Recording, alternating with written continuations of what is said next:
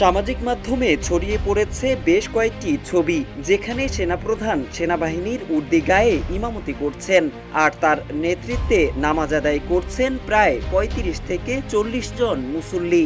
ছবিগুলো সামাজিক যোগাযোগ মাধ্যমে মুহূর্তেই ভাইরাল হয়ে যায়। সেনাপ্রধানের নেতৃত্বে নামাজ আদায়ের এই ছবি শেয়ার করে নেটিজেনদের কেউ কেউ নানা প্রশংসাসূচক মন্তব্য করছেন। এদিকে সেনাপ্রধান জেনারেল ওয়াকারুজ্জামানের ইমামতিতে নামাজ পড়ার ছবিগুলো নেটিজেনদের মন কেড়েছে। তারা ছবিগুলো শেয়ার করে সেনাপ্রধানের প্রশংসা করছেন। কেউ কেউ এমন দৃশ্য বাংলাদেশ সেনাবাহিনীতে বিরল বলেও মন্তব্য করেছেন।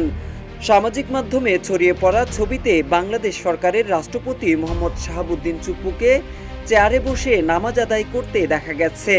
কেবল রাষ্ট্রপতিই নন, রাষ্ট্রীয় গুরুত্বপূর্ণ কর্তা ব্যক্তি সহ সেনাপ্রধানের ইমামতিতে নামাজ আদায় করেছেন অন্যান্যরাও।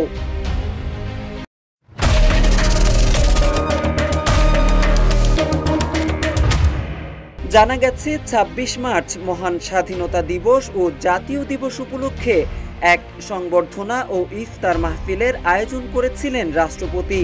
এদিন ইফতারের পর অতিথিরা অনুষ্ঠানস্থলে অস্থায়ী শেডে মাগরিবের নামাজ আদায় করেন।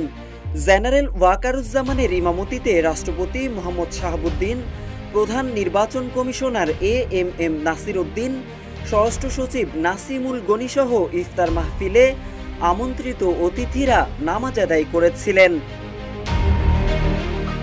প্রসঙ্গত, রাষ্ট্রপতির আমন্ত্রণে মহান স্বাধীনতা ও জাতীয় দিবস উপলক্ষে বঙ্গভবনে সংবর্ধনা ও ইফতার মাহফিল অনুষ্ঠানে বিভিন্ন রাজনৈতিক দলের নেতৃবৃন্দ, কূটনীতিক ও বিশিষ্টজনরা অংশ নিয়েছিলেন।